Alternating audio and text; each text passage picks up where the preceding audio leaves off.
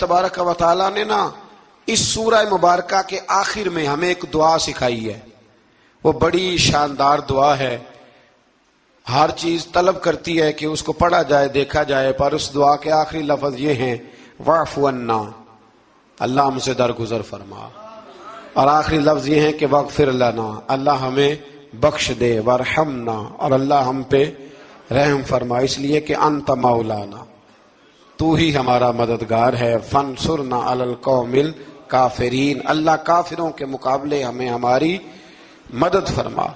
तो फिर आगे सूरह आले इमरान शुरू होती है। सूरह आले इमरान के बिल्कुल इब्तिदा में अल्लाह करीम ने फरमाया कि कुरान पाक में दो किस्म की आयात हैं। कुछ आयात बिल्कुल वाज़ेह हैं और कुछ आयात ऐसी हैं कि जो मुतशाबे हैं, जिनको समझने की जरूरत है। तो फरमाया जिनके दिलों में कजी है ना, खोट है, वो मुतशाबे आयात के पीछे जाते हैं। कुछ आयात बिल्कुल वाज़ेह हैं, कुछ को समझने की जरूरत। तो दो लोग कुरान पढ़ पढ़ के फसाद बर्पा करते हैं, ये वो लोग हैं जो मुतशाबिहात के पीछे लगते हैं, वाज़ेह आयात की तरफ नहीं जाते। हमारे जमाने में भी हम देखते हैं कि कौम ये जो वाज़ेह आयात है उन पर अमल नहीं करती, बल्कि कुछ ऐसी आयात, कुछ ऐसी बातें जिनको बड़ी गहराई और गहराई से समझने की जरूरत है, वो लेके आ जाती है। कहते हैं ये फलसफा बयान करें।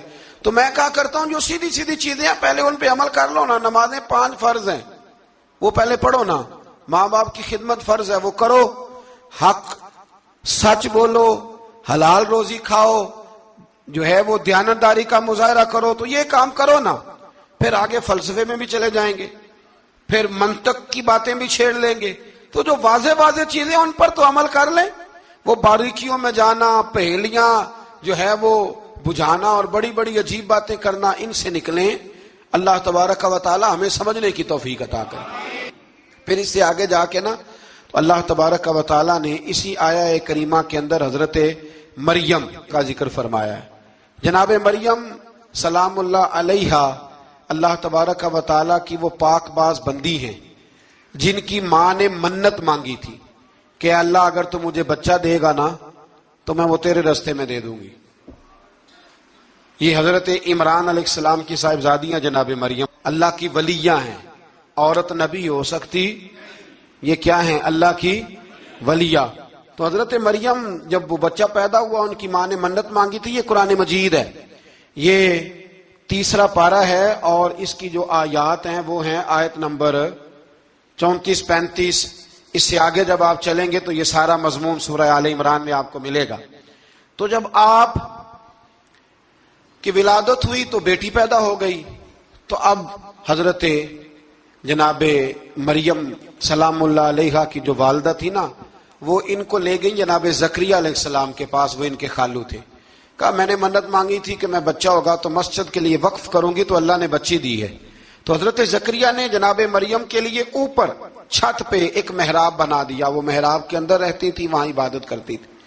हजरत ज़करिया आपके खालू भी थे, अल्लाह के पैगंबर भी थे। वो वहां बैठा करते थे और उनकी परवरिश करते, खाने पीने का ख्याल करते। बड़ी खास बात है, अकीदे की बात है।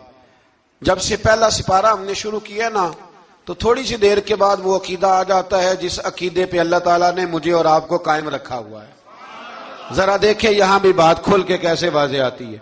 हजरत जनाबे मरियम जब जवान हो गई तो हजरत ज़करिया एक दिन अंदर दाखिल हुए तो देखा कि वहां बेमौसम फल पड़े हुए हैं। मौसम भी नहीं है और वो फल मौजूद हैं। तो अल्लाह के नबी ने अल्लाह की वलिया से पूछा कि ये कहां से आए। अन्ना लाकी हाजा, पूछने लगे हजरत ज़करिया ये कहां से आए। कालत हुआ मिन इंदिल्लाह, तो हजरत मरियम कहने लगी ये मेरे अल्लाह की तरफ से आए हैं, ये मुझे अल्लाह ने दिए हैं। और इन्नल्लाह यर्ज़ुकु मन यशाउ बिगैरि हिसाब, और जब रब किसी को रिज्क देता है तो फिर बगैर हिसाबो किताब ही अता फरमाता है। तो हजरत ज़करिया के पास औलाद कोई नहीं थी, बूढ़े हो गए थे। जब देखा ना कि अल्लाह की वलिया को अल्लाह ने बेमौसम फल दे दिए तो ख्याल आया कि मैं भी बूढ़ा हूं, मेरी बीवी भी बूढ़ी है, तो अगर रब अपनी वलिया को बेमौसम फल दे सकता है और देता है अपने करम से, तो अपने नबी को भी तो बगैर मौसम की औलाद दे ही सकता है ना। अब मौसम तो गुजर गया, बुढ़ापा आ गया, لیکن وہاں کھڑے ہو کے حضرت زکریا نے دعا مانگی، رب نے قبول فرمائی، اور حضرت یحییٰ علیہ السلام حضرت زکریا کو عطا فرمائے۔ تو اگر ولیہ کی محراب کے پاس کھڑے ہو کہ اللہ کے نبی دعا مانگے تو رب قبول فرماتا ہے، تو ہم داتا علی اجمیری کے مزار پہ جا کے دعا مانگے تو، ہم غوث اعظم جیلانی کے مزار پہ جا کے دعا مانگے تو۔ امام شافعی فرماتے ہیں جب بھی کوئی مشکل پیش آتی ہے میں امام اعظم کے مزار پہ جاتا ہوں اور قریبی مسجد میں 2 نفل پڑھ کے ان کے مزار پہ دعا مانگتا ہوں، اللہ میری ہر مشکل کو آسان فرما دیتا ہے۔ تو بھائی یہ تو قرآن مجید کی آیات ہے نا، ان کو تو کھول کے دیکھو نا، کوئی اور معنی اس آیت کا، کوئی اور تفسیر، کوئی اور مفہوم۔ حضرت زکریا اس کے علاوہ بھی تو دعا مانگ سکتے تھے نا، لیکن انہوں نے جناب مریم کے پاس بغیر موسم کے پھل دیکھے تو دعا مانگی، بغیر موسم کے پھل دیکھے۔ اور یہ بھی اللہ کا فضل ہے کہ ولیہ کے پاس دیکھے تو ولیوں والا مسئلہ حل ہو گیا۔ اگر وہ نبی ہوتی تو لوگوں نے فٹافٹ کہہ دینا یہ تو نبیوں کی بات ہے۔ تو میرے بھائی اگر کسی کو بغیر موسم کا پھل چاہیے تو کسی ولی اللہ کے پاس جائے، کسی اللہ کے نیک بندے کے پاس جائے، رب بے موسم پھل بھی عطا کرتا ہے۔ تو پھر اللہ تبارک و تعالی نے آگے جا کے نہیں آیات میں ارشاد فرمایا کہ ہم نے جناب مریم کو بغیر شادی کے بیٹا بھی عطا کیا، اور بیٹا بھی وہ عطا کیا کہ جو اللہ کے نبی ہے، اور بیٹا بھی وہ دیا جنہوں نے پنگوڑے میں باتیں کرنی شروع کر۔ یہ میری خواہش ہے کہ یہ آیتیں آپ نے ضرور پڑھنی ہیں، یہ آیت نمبر 39 اور 40، انہی پر میں بھی بات ختم کر رہا ہوں۔ حضرت عیسیٰ کی شان رب کریم نے بیان فرمائی، یہ اللہ کا قرآن ہے، یہ اللہ کا قرآن ہے۔ ان کی شان کیا ہے کہ حضرت عیسیٰ علیہ السلام فرماتے ہیں کہ میں نا مٹی کی مورت بناتا ہوں، پھر اس میں پھونک مارتا ہوں، مٹی کا پرندہ بنا کے اس میں پھونک مارتا ہوں میں۔ پھونک حضرت عیسیٰ مارتے ہیں، اور جناب عیسیٰ کہتے ہیں وہ اللہ کے حکم سے اڑنا شروع کر دیتا ہے۔ پھونک کس نے ماری؟ اڑایا کس نے؟ وہ اتنی سی بات ہے، اس کو سمجھ لیں۔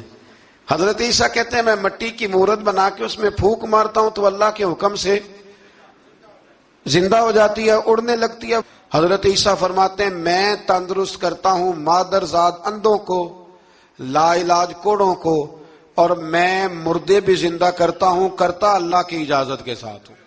اور اسی آیت میں حضرت عیسیٰ فرماتے ہیں کہ میں تمہیں بتاتا ہوں جو تم کھا کے آتے ہو، اور وہ بھی بتاتا ہوں جو تم گھر میں چھوڑ کے آتے ہو۔ تو حضرت عیسیٰ علیہ السلام مٹی کا پرندہ بنا کے پھونک مارے تو رب اس میں جان پیدا کر دے، مردے میں جان بھی پیدا کرتے ہیں، اور پھر حضرت عیسیٰ مادرزاد اندھ اور کوڑوں کو آنکھیں بھی دیتے ہیں اللہ کے حکم سے، اور پھر حضرت عیسیٰ علیہ السلام مردہ بھی زندہ کرتے ہیں اس کے اذن سے۔ جو کھا کے آتے ہیں وہ بھی بتاتے ہیں، جو چھوڑ کے آتے ہیں وہ بھی بتاتے ہیں۔ تو یہ تو حضرت عیسیٰ کی شان ہے۔ تو یہ کوئی جا سدراتے ہار گیا، ایک کالیاں زلفاں والا سی جڑا لنگر شاہ تو بھی پار گیا۔ انداز دیکھیے، فرمایا کچھ سے کلام کیا اور کچھ کو پھر میرے رب نے درجوں میں اور بلندی عطا فرما دی۔ اب اللہ جس کو بلندی عطا کرے وہ کتنی بلندی پہ گیا ہے اس کا کوئی اندازہ کر سکتا نہیں۔ تو میرے اللہ نے بھی نہ بات کھلی چھوڑ دی، فرمایا چلو حساب لگاتے رہو۔ اعلی حضرت فرماتے ہیں کمان امکان کے جھوٹے نقطوں تم اول اور آخر کے پھیر میں ہو، محیط کی چال سے تو پوچھو وہ کدھر سے آئے اور کدھر گئے تھے۔ وہ تو بات بڑی دور نکل گئی، تم ابھی تک اس چکر میں ہو کہ کہاں سے آئے اور کہاں گئے۔ محمد سر وحدت ہے، کوئی رمز ان کی کیا جانے، شریعت میں تو بندے ہیں حقیقت میں خدا جانے۔ اور نہ حلیمہ بید کھلا ہے یہ، نہ مقام میں چونو چرا ہے یہ، تو خدا سے پوچھ وہ کون تھے تیری عظمتیں جو بڑھا گئے۔ لباس آدمی پہنا تو جہان آدمی سمجھا، وہ مزمل بن کے آئے تھے تجلی بن کے نکلیں گے۔ تو پہلی آیت میں ہی اللہ تعالیٰ نے اپنے انبیاء کی اور اپنے محبوب کی عظمت کو بیان فرمایا۔ پھر اللہ تبارک و تعالیٰ نے اس سے اگلی آیات کے اندر اپنی راہ میں خرچ کرنے کا حکم دیا، اور پھر آگے بڑھ کے نا اللہ تبارک و تعالی نے اسی پارے میں وہ عظیم آیت ارشاد فرمائی جسے آیت الکرسی کہا جاتا ہے۔ آیت الکرسی میں اللہ تعالیٰ کی عظمتوں کا بیان ہے، شانوں کا بیان ہے، بلندیوں کا بیان ہے، اور اس کے کمال اختیار اور کمالات کا بیان ہے۔ اور یہ وہ خوبصورت آیت کریمہ ہے آیت الکرسی۔ یہ حدیث آپ نے آج رٹ لینی ہے، یہ رٹ لینی ہے آپ نے حدیث، اور اتنی پکی رٹنی ہے کہ میرا مشورہ ہے کہ بچوں کے کانوں میں بھی بتانی ہے کہ یہ کام بھولنا نہیں۔ نبی پاک علیہ السلام نے فرمایا جو ہر فرض نماز کے بعد آیت الکرسی پڑھے گا نا، وہ مرنے سے پہلے پہلے جنت میں اپنا مقام دیکھ لے گا۔ اب اس سے بڑی فضیلت کیا ہوگی کہ مرنے سے پہلے پہلے امام سیوطی علیہ رحمہ نے اس حدیث کو نقل فرمایا۔ اللہ کریم نے نا آیت الکرسی کے فوراً بعد ارشاد فرمایا لا اکراہ فی الدین، اس دین میں سختی کوئی نہیں۔ تو یا اللہ پھر کیا ہے؟ وہ جو کافر بڑا اعتراض کرتے ہیں نا کہ دین تلوار سے پھیلا ہے، تو دین ان لوگوں نے فوجوں کے ذریعے پھیلایا ہے، تو اللہ تبارک و تعالی نے تیسرے پارے کی آیت نمبر 256 میں وضاحت فرما دی کہ دین میں کوئی جبر نہیں ہے۔ ہاں ہم نے صورتحال واضح کر دی ہے، حق بیان کر دیا ہے۔ اب جو بندہ انکار کرے گا اس حق کا وہ شیطان کے ساتھ ہے، اور جو ایمان لے آئے گا تو پھر اس نے ایک مضبوط چیز کو پکڑ لیا ہے، اور اس مضبوط چیز کو پکڑا ہے جس نے کبھی کھلنا نہیں ہے۔ فرمایا دین میں کوئی جبر نہیں، سختی نہیں، لیکن نا دل اللہ کے کنٹرول میں ہے نا سارے، تو اللہ اگر چاہے تو سارے کافروں سے کلمہ پڑھوا دے، لیکن رب فرماتا ہے میں تمہیں حق بتاؤں گا، مان لو گے تو جنت ہے، نہ مانو گے تو جہنم ہے۔ اس لیے جبر والی بات کوئی نہیں۔ آگے اللہ تعالیٰ نے نا اسی پارے میں ارشاد فرمایا کہ اے محبوب الم تر الی الذی حاج ابراہیم فی ربہ، یہ بھی ایک انوکھی فطرت ہے انسان کی جس کو اللہ تعالیٰ نے اس پارے میں بیان فرمایا۔ محبوب آپ نے اس شخص کی طرف نہیں دیکھا جو حضرت ابراہیم سے جھگڑا کر رہا تھا ان کے رب کے بارے میں؟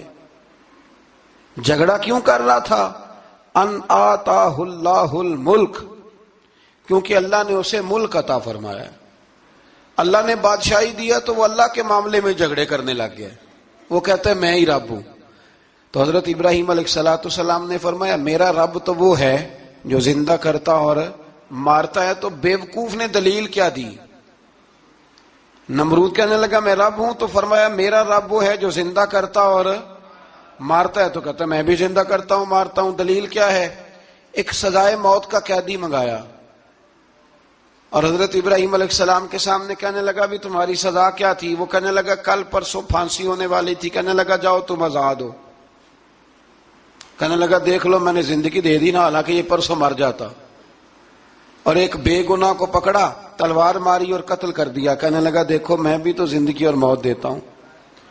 اب حضرت ابراہیم اس کی اس دلیل پر اعتراض کر سکتے تھے، آپ نے خاص غور کرنا ہے بات پہ۔ اعتراض کر سکتے کہ تو پاگل ہے، زندگی تو یہ ہے نا کہ جس کو تلوار سے مارا ہے اسے اٹھا کے دکھا، یہ اعتراض ہو سکتا تھا۔ لیکن جب کوئی بیوقوفوں جیسی دلیل دے نا، تو علم مناظرہ کا اصول یہ ہے کہ پھر اسے اس کی زبان میں جواب دیا جاتا ہے، پھر اسے یعنی پھر اس کو یہ نہیں آپ کہیں گے کہ یہ تو نے کیا کیا۔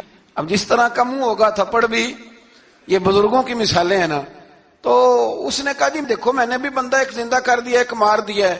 اب یہ اس کی بیوقوفوں جیسی دلیل تھی، لیکن چونکہ بندہ ہی بیوقوف تھا تو اس کی اس کو سمجھ نہیں آنی تھی، تو حضرت ابراہیم نے دلیل بدل لی اور آپ فرمانے لگے چلو پھر اگر یہی بات ہے تو میرا رب وہ ہے جو سورج کو مشرق سے نکالتا ہے اور مغرب میں غروب کرتا ہے۔ تو اگر رب ہے نا تو اس طرح کر فاتی بہا من المغرب، تو اسے مغرب سے نکال۔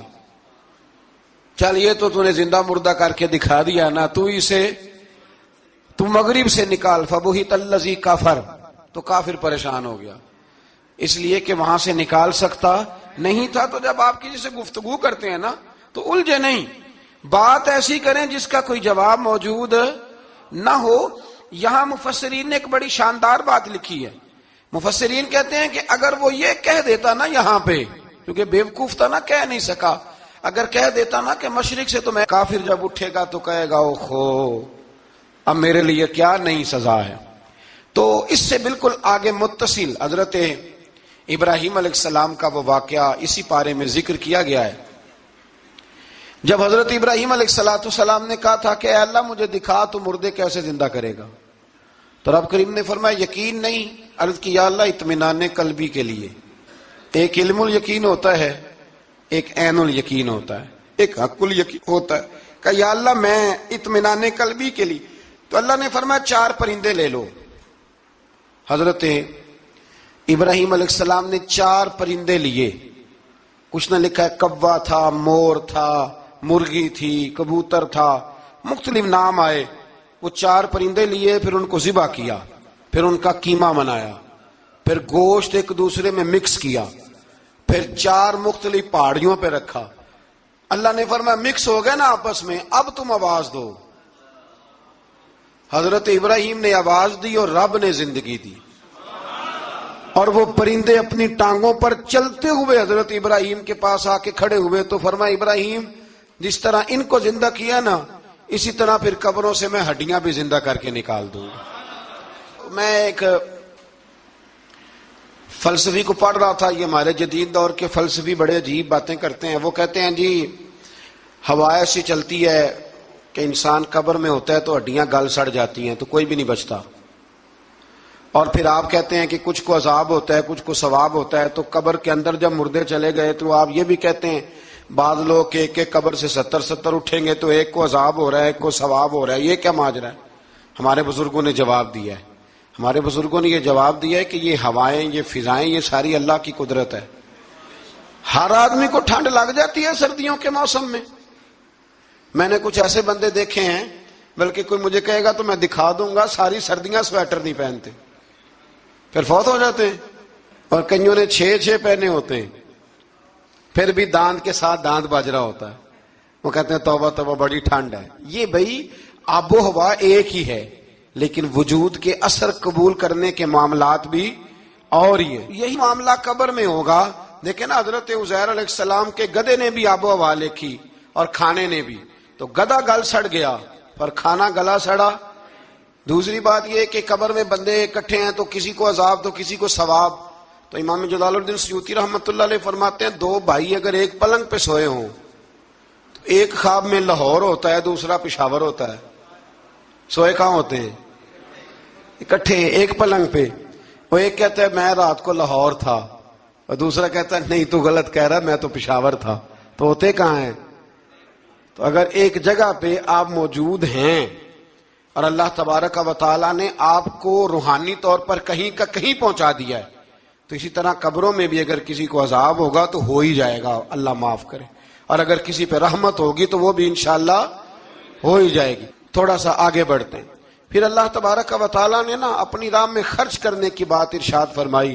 فرمایا اگر تم میری راہ میں خرچ کرو گے تو میں تمہیں 700 گنا کر کے واپس کروں گا. اللہ کی راہ میں خرچ کریں گے تو کتنا ملے گا؟ یہاں بھی معاملہ یقین کرنے کا ہے. قوم کو یقین آ جانا کہ ڈبل ہو جائیں گے تو ساری قوم لٹ جاتی ہے. اگر اتنا یقین ہو جائے نا ڈبل ہو جائیں گے تو لٹ جاتی ہے. تو اگر یہ بھی یقین ہو جائے نا کہ 700 گنا ہو جائیں گے تو پھر بھی میرا خیال یہ ہے کہ قوم لٹنے کو تیار ہو سکتی ہے. لیکن وہاں لٹ کے برباد ہوتے ہیں. رب رسول کے رستے میں لٹیں گے تو آنے والی نسلوں کو بھی اللہ آباد فرما دے گا، اللہ آباد کر دے گا آنے والی نسلوں کو. تو میرے دوستو تھوڑا سا آگے جب ہم اس پارے میں چلتے ہیں تو اللہ تبارک و تعالیٰ نے 2 باتیں ارشاد فرمائی. ایک تو ارشاد فرمایا کہ شیطان تمہیں نا 2 چیزوں کے بارے میں اکثر ورگلاتا ہے. ایک تمہیں کہتا ہے کہ کنجوسی کرو، فقر تنگ دستی ہو جائے گی اگر خرچ کرو گے، اور دوسرا تمہیں کہتا ہے بے حیائی کرو. اللہ نے فرمایا یہ 2 کام تم نے کرنے نہیں، نہ تم نے بخل کرنا ہے اور نہ تم نے بے حیائی کرنی. اور پھر آگے جا کے ارشاد فرمایا کہ دانائی بڑی حکمت ہے.